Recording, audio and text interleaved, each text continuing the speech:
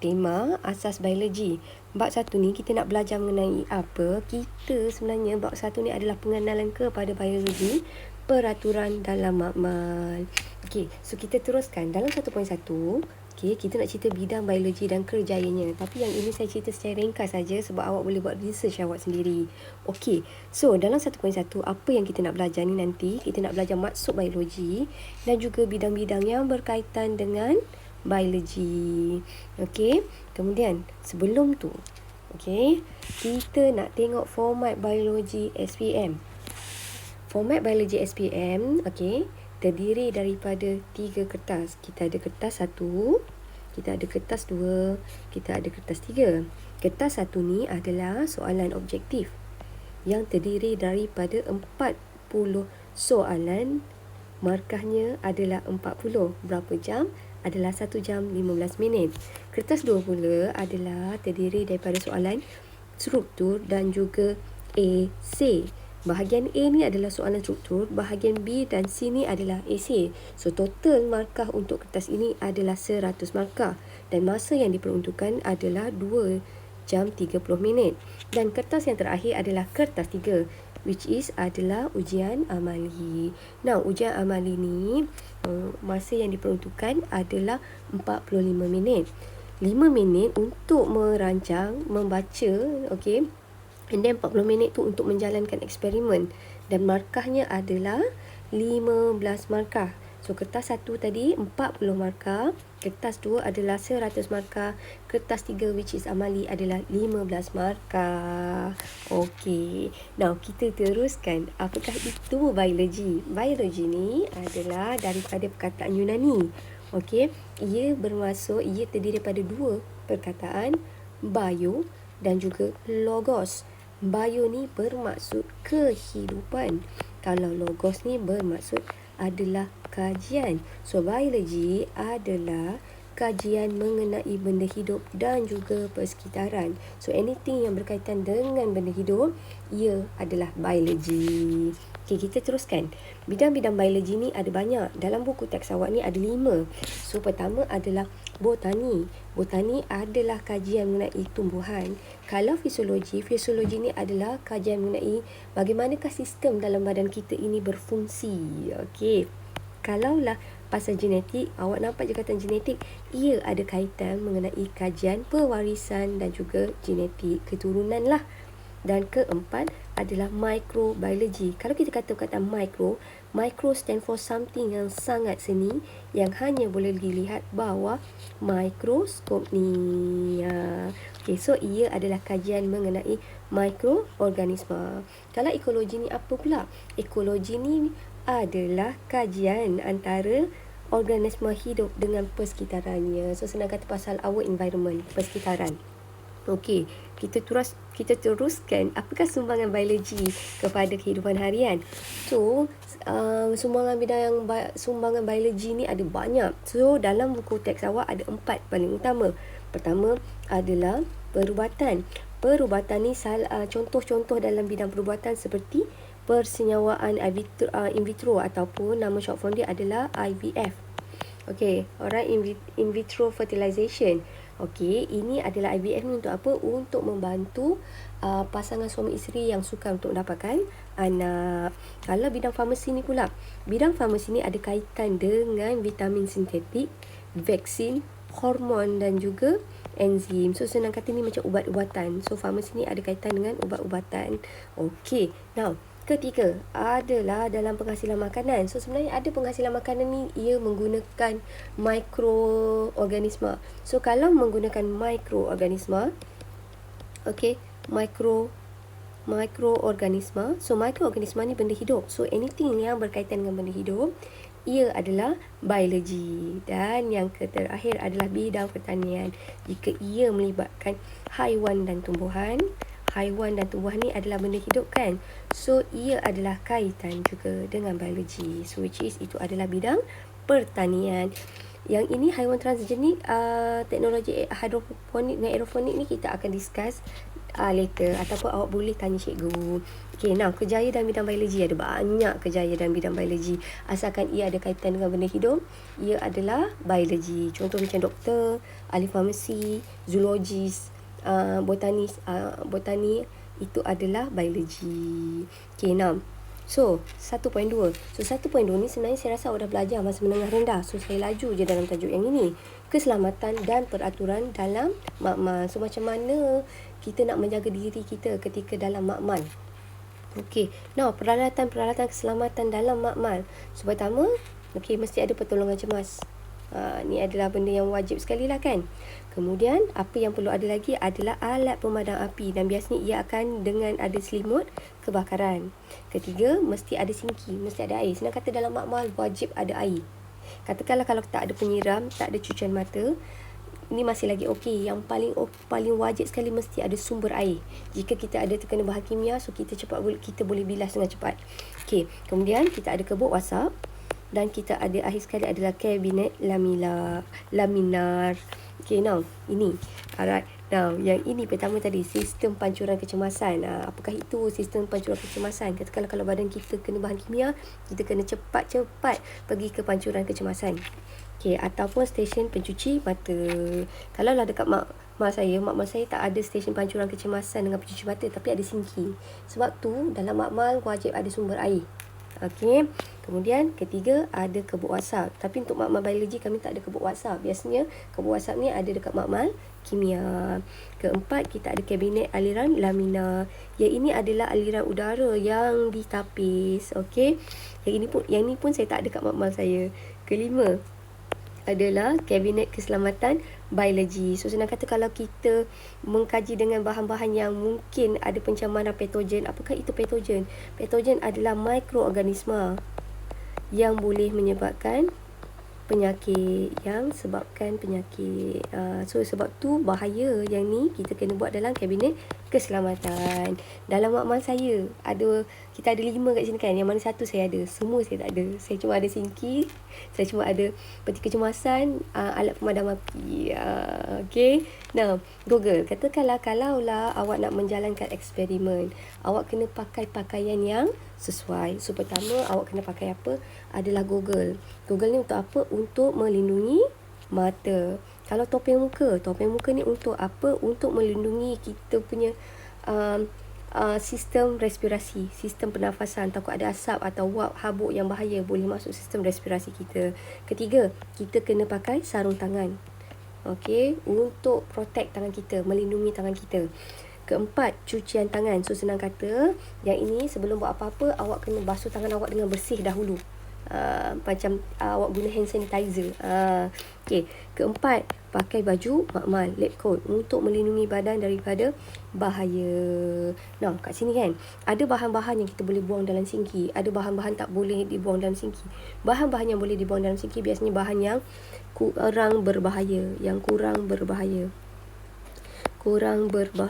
So, contoh, apakah contoh bahan yang kurang berbahaya? Adalah bahan-bahan kimia yang pH-nya antara 5 hingga 9. Maksudnya, tidak terlalu berasid, tidak terlalu alkali. Cecair-cecair yang punya kekuatan rendah macam air garam ke, air gula ke, larutan pewarna macam iosin, isolin, kita boleh buang dalam sinki. Tapi apakah bahan yang tidak boleh dibuang dalam sinki? Bahan yang tidak boleh buang dalam sinki adalah bahan yang pH-nya kurang dari 5. Maksudnya sangat berasid. Kalau pH tu 5, dia kurang daripada 5, ini sangat berasid. Kalau pH tu adalah lebih daripada 9, yang ini sangat beralkali. Ini sangat berasid. Yang ini sangat beralkali. So, apa lagi bahan yang kita tak boleh buang dalam sinki? Bahan kita tak boleh buang adalah bahan yang meruap, toksit atau sisa bahan organik macam bangkai. Of course lah kita tak boleh buang. Bahan reaktif, bahan yang mudah meletup. Of course lah bahan reaktif, bahan yang bahaya. Lupa. Okay. Selain ni tadi saya cakap ada 1, 2, 3, 4, 5 baju makmal. So, kita kena pakai kasut yang bertutup.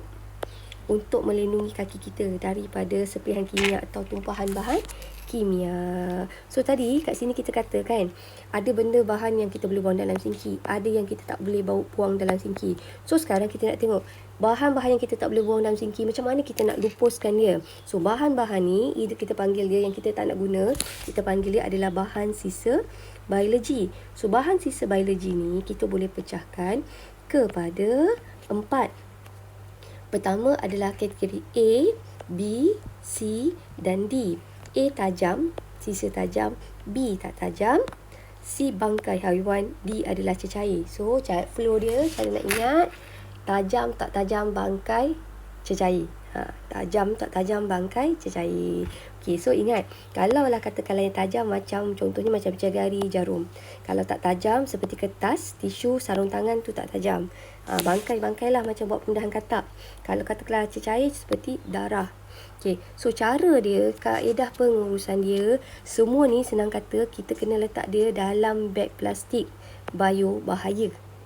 Okey, tapi kalaulah sisa A ni dia tak perlu steril. Apakah tak perlu steril ni? Maksudnya tak perlu macam steril ni adalah satu keadaan kita masukkan dalam oven untuk make sure bahan tu bebas daripada mikroorganisma.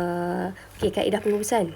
Nanti saya cerita. Okey. Now, kaedah pengurusan, mula apa-apa saja sebenarnya awak masukkan dia dalam plastik. Okey, apa-apa saja awak masukkan dalam beg plastik bio bahaya. Okey. Now, kalaulah bahan A, okey, kita simpan tempat yang selamat sementara. Tapi senang kata ini semua mesti letak dalam beg plastik bio bahaya. Biohazard sebenarnya. So plastik ni adalah plastik yang tebal sikit. Okey, kalau A kita simpan, semua simpan dalam beg plastik bio bahaya. Okey. Kalau yang B, okey, B ni tadi adalah yang tak tajam. Okey, awak kena letak dia dalam autoclave. Autoclave ni adalah macam oven. Dia adalah satu keadaan untuk kita sterilkan plastik tu. Kalau kategori C ni kita buat apa? Kita kena masukkan peti sejuk. Sebab kategori C ni adalah, ni tadi adalah bangkai. Kalau A ni tadi adalah tajam. Kalau kategori B adalah tak tajam. Okey. So, kalaulah awak tengok dekat sini. Tengok ini adalah beg plastik bio bahaya. Okey. Lepas kita masuk dalam beg plastik, kita masukkan dia dalam tong bio bahaya. Lepas tu, kena buat apa? Kita kena letak dia dekat satu tempat untuk melakukan pelupusan. Senang kata, bila dah masukkan dalam beg, dalam tong, kita barulah bawa dia dalam satu pusat untuk pelupusan. Yang ini adalah carta alir daripada Fakulti Kimia, Fakulti Sains Kimia di UTM. Okay, now, right. So, katakanlah, okay, next topik adalah jika berlakunya kemalangan. Bukan berlaku kemalangan, berlakunya tumpahan bahan kimia. So, berlaku tumpahan bahan kimia ni sebenarnya ada 2 jenis. Satu adalah mercury, satu lagi bukan mercury. First, kalaulah berlakunya contohnya ada asid. Okey, asid dia tumpah atas meja atau kat lantai. First thing awak kena buat apa adalah beritahu guru ataupun pembantu makmal. Kemudian kawasan tu jadi kawasan larangan. Maksudnya jangan bagi orang lalu. Ketiga, buat apa? Ketiga, tempat yang tumpah tu awak letak pasir. Pasir tu katakanlah ini adalah bahan kimia. So tepi tu awak letak pasir. Kemudian kaut bahan kimia tu buang dengan selamat. Okey, tapi kalau mercury ni kita jumpa kat mana? Dekat termometer. Cara dia unik sikit. Okey, pertama masih lagi sama, beritahu guru. Kedua, jadikan kawasan tu kawasan larangan. Ketiga, tempat mercury tu awak tabur dengan sulfur. Suruh katakan ini mercury kan. So, kita letak sulfur. Kemudian kita panggil jabatan bomba. Sebab mercury ni bahaya. Okey, langkah pengurusan bahan-bahan dalam makmal. So, ini adalah katakanlah awak mengendalikan bahan kimia. Kalau you guys mengendalikan bahan kimia, maksudnya awak kena berjaga-jaga. Kalaulah katakanlah awak handle bahan kimia dengan sumber api. Okey. Now, yang ini paling saya takut. Okey, dilarang menyentuh, merasa atau menghidu secara langsung. Okey, yang ini dengar cakap cikgu. Right. So, yang ni awak boleh baca dalam buku teks. Okey, ni tadi kita dah cerita. Ni adalah alat pemadam api. So, kita ada 4 jenis pemadam api. Kita ada air, kita ada buih, kita ada karbon dioksida, kita ada serbuk kering. Serbuk kering ni yang bagus sebab dia boleh memadamkan semua kebakaran. Kalau dekat mak saya, kami ada pemadam api jenis ABC. Pemadam api jenis ABC ni bagus. Okey, dia boleh memadamkan semua kebakaran kecuali kalaulah kebakaran tu disebabkan oleh logam atau gas yang kecuali kebakaran yang disebabkan oleh logam dan gas yang tidak memungkinkan ledakan. Okey, yang ini selimut kebakaran. Katakanlah kalaulah ada mangsa tu badan dia terbakar, so kita akan cover mangsa tu menggunakan selimut kebakaran ataupun fire blanket. Right. Now, 1.3. Apakah yang kita akan belajar dalam 1.3? Right. Dalam 1.3 ni kita nak berkomunikasi tentang data eksperimen. Okey. Melukis graf, melakar lukisan biologi dan mengenal pasti satah badan. Ni menarik. Okey, now satah. Okey, satah ni sebenarnya macam mana cara kita nak tengok spesimen. Pandangan spesimen. Katakanlah ini awak ni manusia ni, katakanlah kita ada manusia, kita ada macam mayat macam tu kan.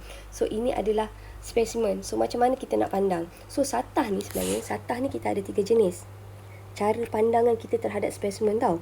Satah ada 3 jenis. Pertama adalah satah sagittal. Okey, kita ada satah sagittal. Sagittal ni untuk membezakan, nak membahagikan badan kanan dan kiri. Kalaulah kita kata frontal,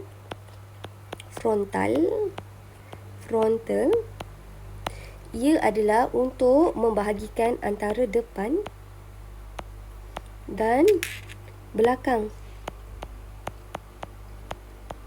Kalaulah kita kata dia melintang, untuk membezakan depan, atas dan bawah. So awak tengok kalau yang ini adalah untuk bezakan kanan kiri. Ini adalah sagittal. Kalau yang warna kuning ni frontal, ini untuk bezakan depan belakang. Kalaulah yang warna purple ni kan, melintang, ini nak membezakan bahagian atas bawah. Atas dan bawah. Okey, kita teruskan. Ini pula cara keratan. Bila kita kata mengenai keratan, keratan ni adalah cara potongan. Keratan adalah ada kaitan dengan cara potongan spesimen. Cara potongan. So, cara kita nak potong ni ada 2 jenis. Satu adalah keratan rentas. Satu adalah keratan membujur. Kalau keratan rentas ni kita nak bezakan, sebenarnya kita nak bahagikan struktur ni kepada apa? Nak struktur dia atas dan bawah. Atas dan bawah. Kalau bujur, this one is bujur. Ni bujur. Ini nak bezakan antara, nak bahagikan kepada bahagian kiri dan kanan. Kiri dan kanan. So, kalau kata kanan, apa beza keratan dengan satah? Satah tu cara pandang spesimen. Cara pandang spesimen. Kalau kita kata keratan ada kaitan dengan potong. Cara awak nak potong. So, cara nak potong ada 2. Satu adalah keratan rentas. Kedua adalah keratan membujur. So, kita teruskan. Kalau biologi ni banyak melibatkan lukisan. So, bila nak melukis biologi ni, okay, first thing, apa yang awak perlu buat? Mesti pakai pensel yang tajam. Wajib tajam. Kedua, okay, ni tadi besar tepat, dan paling penting guna pensel yang tajam. Kedua, tidak berlorek. Maksudnya jangan buat shading macam seni, tak perlu. Ketiga, garisan lukisan perlulah jelas, bersih dan berterusan. Okey, ni macam freehand. Tidak putus-putus. Jangan hands free ke freehand? Okey, hands free. Okey, jangan melukis guna pembaris. Jangan pakai pembaris. So dia ada 4 ciri-ciri penting. Besar tepat, pakai pensel yang tajam, tidak berlorik, maksudnya jangan letak shading. Lukisan perlu jelas dan bersih, jangan guna pembaris. Okey. Now, data biologi ni ada dua. Satu adalah melalui lukisan. Satu adalah daripada graf. So graf ni pula, graf kita ada 3 jenis graf untuk biologi. Pertama adalah bar. Okey. Kedua adalah histogram. Ketiga adalah line graph. Graf garis. Okey, ini adalah graf garis. Okey, bila awak lukis graf ni, dia ada paksi. Kalaulah awak tengok dekat sini, yang tegak ni kita panggil dia sebagai paksi Y. Yang melintang ni, kalaulah awak tengok dekat situ, dimanipulasi yang mendatar ni, ini adalah paksi X. So, paksi X ni untuk pemboleh ubah apa? Pemboleh ubah dimanipulasi. Okey, ni manipulasi. Manipulasi. Kalau yang ini adalah untuk bergerak balas. So, bila cerita pasal eksperimen, dia mesti ada 2 pemboleh ubah yang paling penting. Pertama adalah pemboleh ubah dimanipulasi. Saya pakai MV tau. Manipulated variable. Biasanya MV kat tepi ni. Yang ni kita pergi manipulate. Kita ubah dia dalam seragam 30, 40, 50, 60. Kalau yang ini adalah RV, responding variable ataupun bergerak balas. So, RV ni adalah keputusan. Yang ini kita dapat daripada eksperimen. So, graf ni sebenarnya hasil daripada hubungan antara MV dan juga RV. Dan satu lagi, dalam graf, selain ada paksi dan skala awak betul dan seragam, wajib ada tajuk. Okey. Now, ni awak boleh baca dalam buku teks awak. Now, amalan sifat saintifik. Ni paling penting dalam biologi. Tengok tau. First thing, awak mesti minat. Tak kenal maka tak cinta kan. So, awak kena minat. Lepas tu, dalam orang sains mesti ada ingin tahu. Semua awak kena tahu kenapa. The reason. Okay. Awak tengok pemerhatian. Dan awak kena cari inference. Kenapa benda tu boleh jadi. Okay. Right. So, itu adalah sifat ingin tahu. Jujur. Tepat ni. Biasalah buat eksperimen. Data tu. Kalau katakanlah data tu awak tak dapat keputusan. Tak apa. Ulang lagi sekali. Rajin dan tabah. Tabah ni maksudnya kadang-kadang kita buat eksperimen. Kita tak dapat keputusan yang jitu, so awak kena tabah dan buatlah lagi sekali. Bertanggungjawab. Bila dah buat eksperimen, kena kemas. Okay. So, mesti berfikir secara kritis dan analitis. Okay. Now, 1.4. Okay, last kali. 1.4 ni sebenarnya, kalau awak perasan, ini adalah flow buat report. So, dalam flow buat report, ini adalah dia dalam buat report eksperimen. Pertama, mesti ada statement penyataan masalah. Okey, dalam penyataan masalah, dia adalah hubungan antara pemboleh ubah MV, manipulated variable dan RV dalam bentuk soalan. Kemudian kita bina hipotesis. Hipotesis ni pun adalah kaitan antara MV, RV dan juga hubungan. Lepas tu pemboleh ubah. Pemboleh ubah actually kita ada 3 jenis. Kita ada MV, kita ada RV. Okey, kita ada RV. Satu lagi kita ada fixed variable. Okey. Kemudian dah kita buat macam ni, kita kena plan eksperimen tu. So, bila kita dah plan, kita jalankan eksperimen tu, merancang dan jalan, kita kumpulkan data. So, bila dah dapat data, kita buat apa? Kita tafsirkan data tu. Bila tafsir ni sebenarnya kita buat graf. So, bila kita buat ini data mentah, kumpul data ni macam ini data mentah. Yang sini ni awak tukar dia jadi untuk macam graf. Awak tafsir. Lepas tu awak buat kesimpulan. Dan akhir sekali awak buat report. Ini adalah satu dia punya flow. Pertama, okey, penyataan masalah. So, penyataan masalah ni kita nak tengok masalah dia kat sini, kita tengok apa kaitan antara aktiviti cergas dengan denyutan nadi. Okey. So, kalau awak tengok sini aktiviti cergas ni adalah, ini adalah punya MV. Ini adalah dia punya RV, ini dalam bentuk soalan. So, hipotesis pun sama, tengok kadar denyutan nadi murid meningkat selepas aktiviti cergas. So, hipotesis ada kaitan dengan awak punya MV dan juga RV. So aktiviti cergas. So apa yang kita malangkan, murid kita pakai murid kelas yang sama.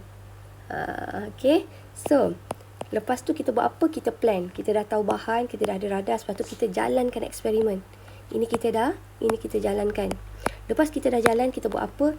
Ini kita panggil dia kumpul data. Ini kita kumpul data. Alright. Saya punya ni dah nak habis ni lah. Data. Kita kumpul data. So, tengok dekat sini, awak dia ada apa-apa jadual dia ada kaitan dengan apa boleh ubah, dimanipulasi dan bergerak balas. So, awak tengok dekat sini aktiviti ni. Ini adalah MV. Bacaan jawapan ni, ini adalah RV. Lepas tu perbincangan, ini adalah tafsir. Akhir sekali awak buat apa? Buat kesimpulan. So, bila aktiviti cergas, of course lah denyutan nadi awak akan meningkat. So, eksperimen ni, kesimpulan ni apa ni? Hipotesis diterima atau tidak? Ya. Lepas tu salin balik hipotesis. Okay. Right. So, kita buat latihan 1.2. Dalam 1.2 ni, tengok latihan dia. Tengok Pertama, soalan dia. Okay. Nyatakan 3 contoh peralatan perlindungan di dalam makmal serta fungsinya. So, 3 contoh paling pertama adalah goggle ataupun alat pelindung mata. So, apa fungsi dia? Adalah melindungi mata daripada bahaya. Kedua, apa dia? Adalah baju makmal. Apakah fungsinya? Untuk melindungi pakaian daripada kerosakan. Ketiga adalah kebok WhatsApp. Sebenarnya ada banyak tadi kita discuss. Kita ada pakai kasut, kita pakai sarung tangan. Apa lagi? Kasut, sarung tangan, awak boleh cek balik. So, ini jawapannya. Dia nak 3, kita bagi 3 je. Okay. Now, soalan 2. Selepas tu menjalankan eksperimen, anda diberi tugas untuk menguruskan bahan kategori B, iaitu adalah bahan tidak tajam. So, macam mana kita nak lupuskan tanpa mencemarkan alam sekitar? So, cara pelupusan sisa biologi ni dengan betul adalah bagus sebab kita boleh memelihara alam sekitar kita daripada tercemar. So, cara dia, the step. Kalau kategori B, ini yang tak tajam, dia perlu dibungkus dalam beg bio bahaya. Tahan autoklav. Tahan autoklav ni tahan panas. Okay. Kemudian kita masukkan dia dalam autoklav. Untuk buat apa? Steril. Apakah itu steril? Nak make sure bila kita masukkan dia dalam autoklav, kita masuk dalam autoklav, kita macam panaskan dia. Kita nak make sure plastik tu yang ada sisa biologi tu bebas daripada mikroorganisma. Maksudnya tak bahaya. Okay. Lepas tu bila kita dah steril, kita buat apa? Kita masukkan dia dalam tong bio bahaya. Ketiga, lepas dah masuk dalam tong bio bahaya, okay, barulah kita boleh buang dalam tong sampah biasa. Okay, ini cara yang betul. Dia ada 4 step. Okay, kemudian, alright, soalan yang ketiga. Suatu kemalangan telah berlaku melibatkan pertumpahan merkuri. So, kalau dia melibatkan pertumpahan merkuri, apa kita patut buat? Okay, pertama, first thing, mesti maklum kepada cikgu. So, bagi tahu cikgu ataupun tadi kita kata bagi tahu pembantu makmal, lab assistant. Kedua, buat apa? Kedua, kita make sure kawasan yang tumpah tu kita jadikan kawasan larangan. Kemudian, bila dah jadi kawasan larangan, step ketiga buat apa? Tabur serbuk sulfur. And then finally buat apa? Call bomber. So, dia ada berapa step? Dia ada 4 step. 1, panggil guru. 2, jadikan kawasan larangan. 3, tabur serbuk sulfur. Keempat, panggil bomber. Kemudian, nombor 4, bahan kimia perlu dikendalikan dengan cermat untuk mengelakkan terjadinya kemalangan tidak diingini. So, senaraikan langkah-langkah mengendalikan bahan kimia yang betul. So, pertama buat apa? Okay, langkah berjaga-jaga dia adalah pertama, berjaga-jaga. Maksudnya, bila handle bahan kimia, first awak kena berjaga-jaga. Maksudnya, jangan main-main. Okey. Kemudian, kedua, kalaulah berlakunya kerosakan, tiba-tiba termometer tu tak boleh guna, pecah ke, tak naklah pecah, tak boleh pakai lah kan. Alright, so buat apa? Kita terus report pada guru. Okey. Ketiga, buat apa? Kalaulah katakanlah awak tengah handle bahan kimia yang mudah terbakar, jangan letak dia dekat dengan nyalaan api. Dan akhir sekali, yang ini jangan sekali buat. Kalau ada bahan kimia, tak kisahlah apa pun, jangan hidu secara direct. terus awak letak kat hidung awak. Tak boleh, bahaya, takut boleh merosakkan diri hidung awak, diri bau awak. So ini adalah langkah-langkah semasa awak mengenalikan bahan kimia. Okey, kita tengok 1.3. 1.3, ini dalam buku teks. Jadual di bawah menunjukkan keputusan eksperimen, kesan keperkataan substrat terhadap kadar tindak balas biokimia. So biasanya daripada jadual ni sebenarnya awak boleh tahu pun boleh ubah. Ini adalah MV, ini adalah RV. Yang ini juga RV, tapi RV ni telah ditafsir. Kita dah kira. Okey. Ini kita dah tafsir. Okey. So ini MV. Sebab ini kita fixkan dia. Bukan fix, kita ubah-ubah dia.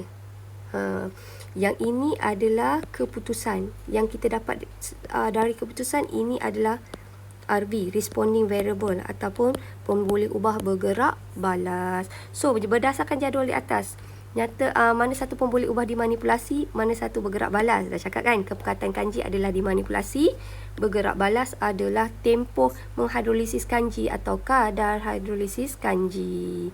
Nah, soalan nombor 2, nyatakan 5 ciri yang perlu ada dalam lukisan biologi. Tadi kita kata 5 ciri dia.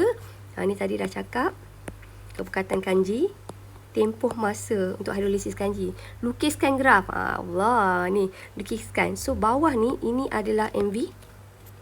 Atas adalah RV. Yang ni lukis dalam kertas graf. Lukis dalam kertas graf. Dalam kertas graf. Jika ada. Dalam kertas graf. Kalau ada Okay, now lukisan biologi yang cantik mesti besar dan tepat. Okay, kemudian mesti guna pensel yang tajam. Ni tak payah pun tak apa. Okay, kemudian tidak berlorik secara artistik, maksudnya jangan shading. Dan lukisan ni perlulah jelas, maksudnya freehand, hands free. Okay, freehand. Okay, so tidak putus-putus, jangan guna pembaris. Dan lukisan, akhir sekali tadi saya lupa, lukisan, any lukisan biologi wajib berlabel. So barulah kita panggil dia gambar rajah tu sebagai gambar rajah berfungsi. Kalau awak lukis gambar tak ada label, kita tak panggil gambar rajah tu sebagai gambar rajah berfungsi. Dan satu lagi, lukisan wajib ada tajuk. Yang ini saya tak ajar lagi. Okay, right. So berapakah satah? Kita ada 3 jenis satah, iaitu kita ada satah frontal, kita ada satah sagittal, kita ada satah melintang. Tadi kita nak kata apa? Sagittal tu adalah untuk bezakan kanan dan kiri. Melintang tu adalah untuk bezakan atas dan bawah. Frontal ni nak bezakan depan dan belakang. Frontal, depan dan belakang. Okey, 6. Soalan keempat. Senaraikan langkah-langkah yang terdapat dalam penyiasatan saintifik. Ni senang je lah. Kenal pasti masalah. Kenal pasti masalah. Kedua, bina hipotesis. Okey. Ketiga, tengok kenal pasti pemboleh, ubah. 1, kenal pasti masalah. 2, buat hipotesis. 3, kenal pasti pemboleh, ubah. Keempat, jalankan eksperimen. Jalankan. Kelima, dah jalankan, apa awak buat? Kumpul data. Lepas dah kumpul data, awak buat apa? Awak tafsir data. Bila dah tafsir data, you guys buat apa? Kita buat kesimpulan. Dan akhir sekali, barulah menulis